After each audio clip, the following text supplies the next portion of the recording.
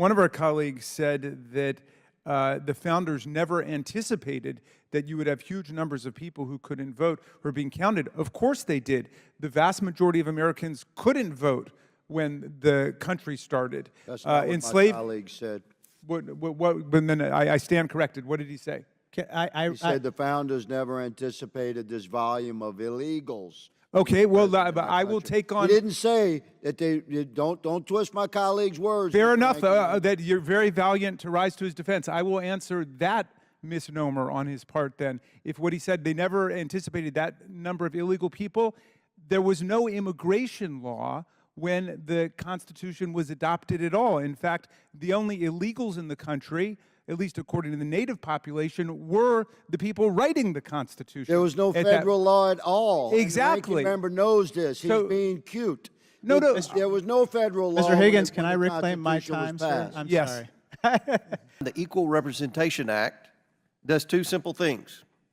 First, the bill requires the Census Bureau to include a citizenship question on the decennial census questionnaire. Second, the bill directs that this information be used to ensure fair representation by requiring only citizens be included in the apportionment base. My amendment, in the nature of a substitute, simplifies the citizenship question that would be asked on the census questionnaire. Are you a citizen of the United States? Yes or no? That's it. By requiring this question, the United States government will be able to collect accurate data on the makeup of our population. Non-citizens comprise nearly 7% of the total population of the United States. 7%. But non-citizens are not evenly distributed among the states, and some states end up with greater representation in Congress based on a higher concentration of non-citizens. This dilutes the one-person, one-vote principle for citizens in states with fewer non-citizens. It is clear that Congress can and should ensure a fair apportionment based on equal representation of citizens. The solar eclipse showed us this week the breathtaking marvels of our solar system, but this hearing brings us crashing back down to earth with definitive proof that when it comes to Congress, there's really nothing new under the sun. Ex-President Trump already tried to include a citizenship question on the decennial census in 2020, and the effort failed both administratively and legislatively. And for obvious reasons, Section 2 of the 14th Amendment states that the apportionment of seats in the House of Representatives is based on a count of, quote, the whole number of persons in each state, persons being the all-encompassing category larger than that of voters or citizens, a point that was made clearly and emphatically by the unanimous Supreme Court in its 2016 decision in Evanwell versus Abbott. So for all of you textualists out there, the plain reading of the text of the Constitution is clear. For all of the constitutional originalists out there, the original purposes have been carefully articulated and never rebutted.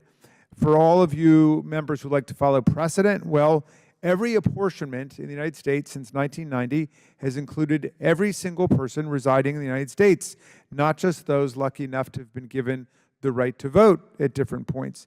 As the Evanwell Court noted, the 14th Amendment contemplates that, quote, representatives serve all residents, not just those eligible to vote. Just yesterday, the Census Bureau released a report that estimated the number of foreign-born residents in the United States is 46 million. 53% of those residents are naturalized. That means this bill would leave more than 20 million U.S. residents potentially uncounted and ignored. A population that has a higher labor force participation rate than the native-born population. These people are paying taxes. They're contributing to the economic well-being of the nation. The constitutional meaning is indisputable, a point which settles this for those who want to follow the Constitution. We should recess and go get some real work done rather than waste time on another bill that will never pass the Senate or get signed by the President and is an affront to the great radical Republicans who wrote the Constitution. Their party wrote the 14th Amendment. Their party was a pro-freedom, pro-union, pro-immigrant, and anti-know-nothing party. The census is essential to democracy, just as the framers endorsed Tom Paine's common sense. They also endorsed a common census. But this bill would undermine the accuracy of the census, which may not be accidental. In the 2010 census, the undercount of Hispanics was 1.4%. In 2020, that number grew to 5%. Many observers credit that increase just to the Trump administration's effort to add a citizenship question to the census and all of the intense publicity and rumor surrounding that effort. The addition of a question about citizenship will deter many immigrants, not only undocumented, but persons with green cards and other forms of lawful status, from completing the census. Many non-citizen immigrants who are seeking asylum or are refugees will avoid responding because of uncertainty over their status and fear of arbitrary law enforcement action. Extensive research shows that many residents wrongly believe the Census Bureau shares personal responses with other federal agencies. To be clear, it does not. Federal law prohibits it, but that pervasive worry has prevented some individuals from answering questions about immigration status or responding at all. Mr. Chairman, I oppose this legislation which dishonors the Constitution and the values of our nation, and I yield back.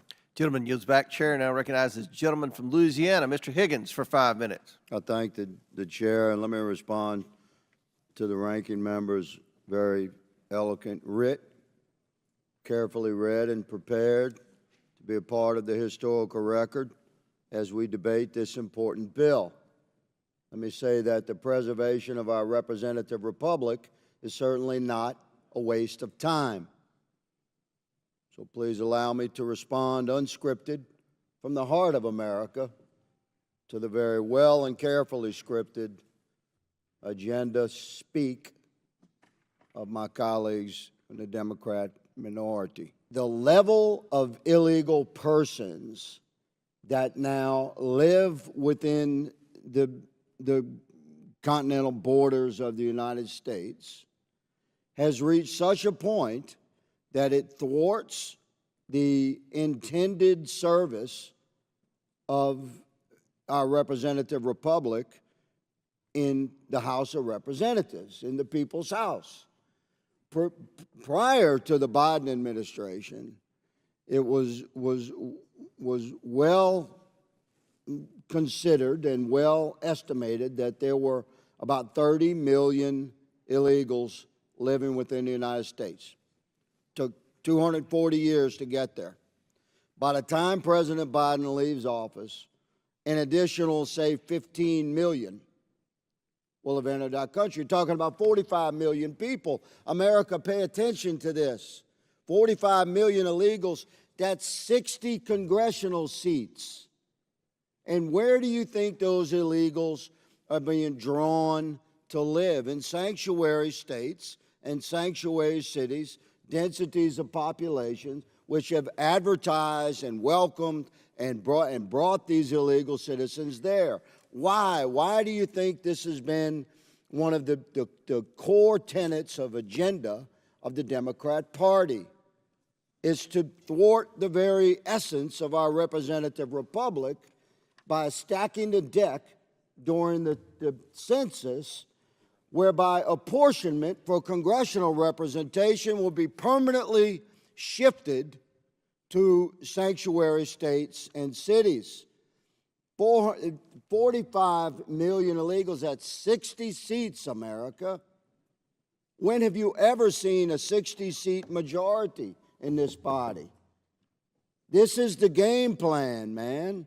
You know, I'm not a constitutional law professor like the ranking member is, but just reading the 14th Amendment text, it says that representatives shall be apportioned amongst the states according to their numbers, counting the whole number of persons in each state. That's what the Constitution says.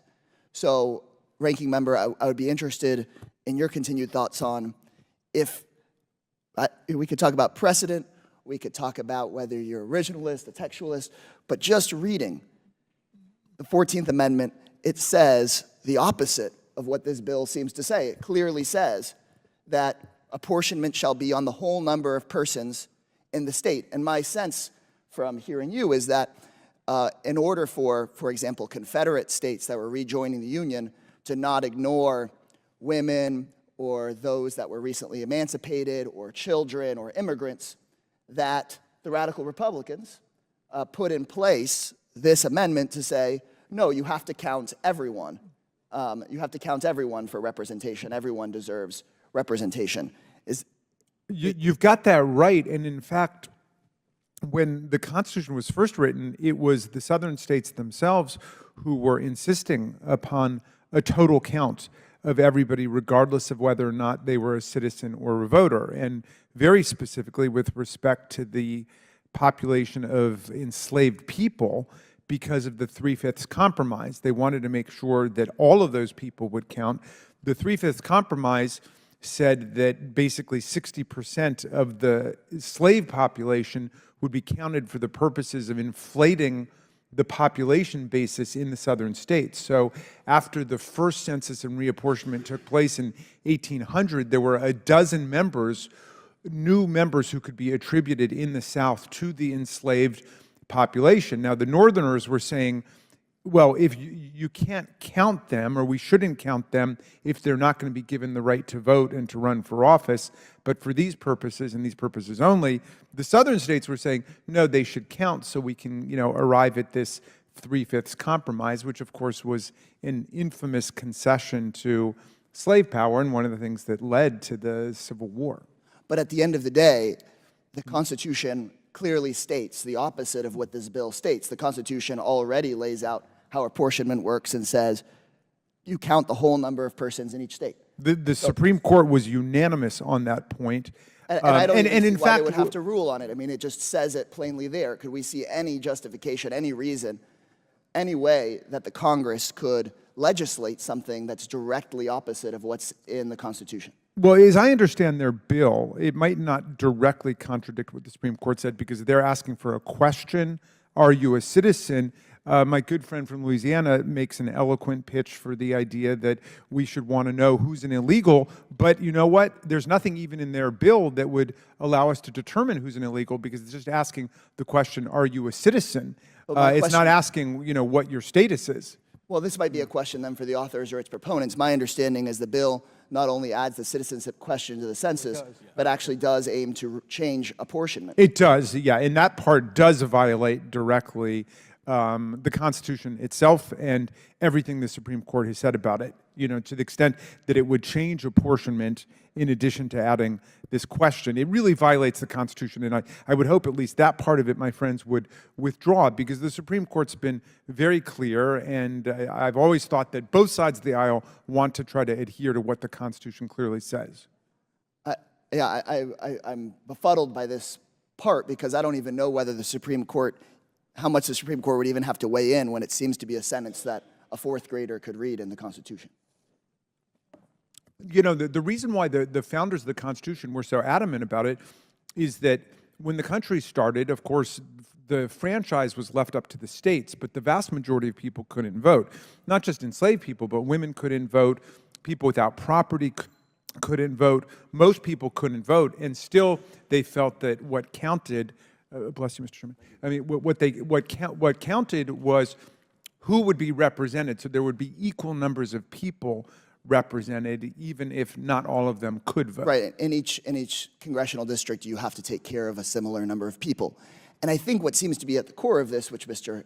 Higgins laid out, was the idea that Democrats, for some reason, are trying to, quote-unquote, import voters or import people to increase numbers, when the much more simple explanation is that we are all trying to manage the complexity of foreign policy, local policy, and immigration.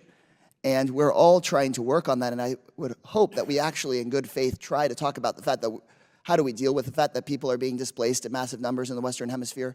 How do we make sure that folks can migrate legally? Those are the real questions we should be engaging in, rather than putting up these grossly inflated numbers that I found absolutely no evidence behind that number of folks being present in the United States. And as those numbers continue to grow, it's really on Congress to deal with reducing those numbers by giving folks actually a pathway to citizenship and legal residency, as President Reagan once did. Look, every period of American history, there have been different periods of xenophobia and anti-immigrant fervor towards Germans, towards Irish, towards Mexicans, you name it. Okay, so there's nothing unusual about what we're going through where people want to whip up hysteria about the foreign-born. And in fact, you can find lots of periods in American history where there was a greater percentage of foreign-born people in the country than there are today. And it also stimulated the same kinds of political movements that some of our colleagues identify with. Mr. Raskin, I'm one of those people. I was born abroad. I'm one of the few naturalized citizens in Congress. And so this is a personal issue to me when you say, or not you, but others say that my family would not have counted for purposes of political representation, even though we are fully part of the fabric of this country. Yeah, and I would add to that only that some of my colleagues would probably be stunned to find that the founder of their party, Abraham Lincoln, and lots of Republicans in the 19th century believed in giving non-citizens the right to vote as a way to train them for complete citizenship. In fact, Lincoln was roundly denounced for defending non-citizen voting by Democrats in the 19th century. But the idea was basically give non-citizens the right to vote in local elections as a training ground for them to become citizens of the United States. So they're just demonstrating their unfamiliarity with the actual history of their own party and the history of our country. This is a nation that was founded by people who were open to immigration. And Tom Paine said America would become an asylum to humanity, not an insane asylum, but a place of refuge for people fleeing from political and religious and economic oppression, seeking greater opportunity. And that's what America is. So what do you think is really going on with this bill? Well, I know that they've not read the relevant Supreme Court authorities, but basically what they want to say is that non-citizens, I don't know where they are on children and other people who can't vote, but they want to say that non-citizens, including lawful non-citizens, permanent residents, green card holders, should not be counted, which creates, as our colleague was saying, tremendous problems for understanding where the population is and how to serve programmatically the population.